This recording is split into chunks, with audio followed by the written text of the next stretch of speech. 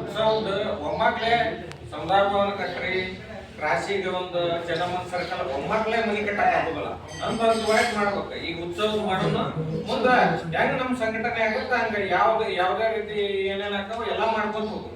ಸಂಘಟನೆ ಕೂಡಬೇಕದ ಒಮ್ಮಕ್ಲೆ ಉದ್ದು ಮಾಡಕ್ ಆಗೋದಿಲ್ಲ. ಒಂದೊಂದು ಹಂತವಾಗಿ ಸಕ್ಸಸ್ ಹೆಂಗ ರಿಬ್ಬನ್ ಕಟ್ ಮಾಡಿ ಬಂದ್ಬಿಡುದು ಅಂತಂದ್ರು ಅಲ್ಲಿ ಕಾಸ್ನ್ಯಾಗ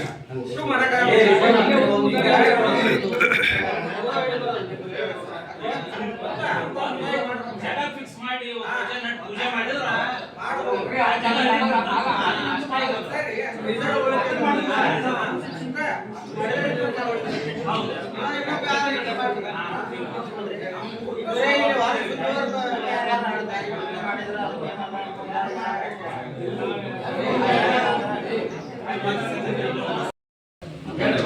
ಈಗ ಈ ರೀತಿ ಮಾಡೋದು. ಆಮೇಲೆ ಪ್ರತಿ ಮನೆಗೂ ಆಲ್ಮೋಸ್ಟ್ 500 ರೂಪಾಯಿಯನ್ನ ಹೊರೆ ಹಾಕೋದಿಲ್ಲ. ನಮ್ದು 500 ರೂಪಾಯಿ ಒಂದ್ ಕುಂಭ ಕೊಡೋದು, ಅದು ಪ್ರಸಾದದ್ದು ಬಂತು. ಈ ಸರಿ 500 ರೂಪಾಯಿ ಪ್ರತಿ ಮನೆಗೂ ಒಂದೊಂದು ಹಾಕೋದು.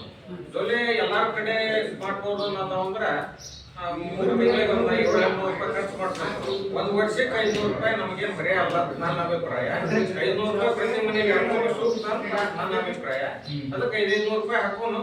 ಅದ್ರಾಗ ಯಾರ ಅಶಕ್ತ ಇದ್ರೆ ಅವ್ರು ಕಡಿಮೆ ಹಾಕೋದು. ಶಕ್ತರ ಅಂತ ಆಲ್ಮೋಸ್ಟ್ ಇಲ್ಲಿ ಕುಂತಾರ ಯಾರು ನಮ್ಗೆ ಅಶಕ್ತರ ಕಾಣವಲ್ಲ. ಎಲ್ಲಾರು ನಮ್ಮ ಶಕ್ತರ ಅದರ. ಅದಕ್ಕೆ ಅಶಕ್ತರು ನಾವು 200 ತಗೊಂಡ್ರು ತರಲಿಲ್ಲ.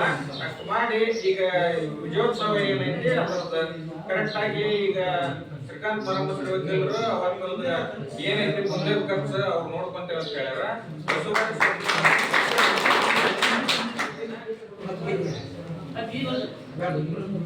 ಮಾತೆ ಶೋಭಾನ 10 kg ಬೆಲ್ಲ ಕೊಡಿಸ್ತೇನೆ ಅಂತ ಹೇಳ್ಯಾರ. ಅವನ್ನ ನಾವೆಲ್ಲ ಮಾಡ್ಕೊಂತೀವಿ. ಅವ್ರವ್ರ ಅಭಿಪ್ರಾಯ ಯಾರು ಏನು ಕೊಡ್ತಾರೆ ಏನು ಮಾಡ್ಕೊಂಡು